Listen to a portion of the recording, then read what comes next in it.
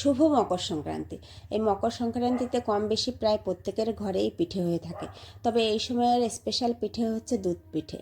তাই আমিও আজ তৈরি করব দুধ পুলি। তার জন্য আমি একটা কড়াই বসিয়ে তাতে দুটো নারকেল কুড়িয়ে দিয়েছি, আর সঙ্গে দিচ্ছি 1 কাপ দুধ, 300 গ্রাম খোয়া ক্ষীর যেটা এই শীতে প্রত্যেকটা মিষ্টির দোকানে পাওয়া যায়, আর দিয়েছি শীতের নলেন গুড় যেটা ছাড়া পিঠে অসম্পূর্ণ।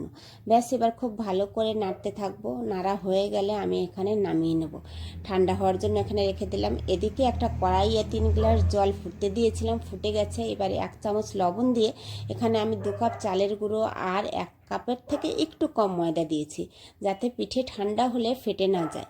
কেনা গুঁড়ো তো পুলি পিঠে ফেটে যায়, তাই আপনারা এইভাবে করে দেখবেন, একদম ফাটবে না। এবার নামিয়ে ভালো করে মেখে একটা ঢাকা পাত্রে রেখে দিলাম। গ্লাসের সাহায্যে গোল গোল করে কেটে ভেতরে পুর দিয়ে এইভাবে চেপে নিয়ে 2 হাতের সাহায্যে সুন্দর করে ডিজাইন দিয়ে দিন।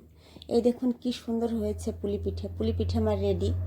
এদিকে কড়াইয়ে 1.5 লিটার ফুল ক্রিম দুধ দিয়ে তাতে 3টে এলাচ ফাটিয়ে দিন। খুব ভালো জাল হয়ে এলে একে একে পুলি দিয়ে 2 কাপ নলেন গুড় দিয়ে ফুটতে দিন। ব্যাস রেডি দুধ পুলি। কয়েকটা পুলি বেঁচে গেছিলো, সেগুলো আবার জলে ভাপিয়ে নিলাম। তৈরি আমার পুলি ভাপা। তবে তোলার সময় একটু জল ছিটিয়ে ধীরে ধীরে নামিয়ে নিতে হবে, যাতে হাতে গরম না লাগে।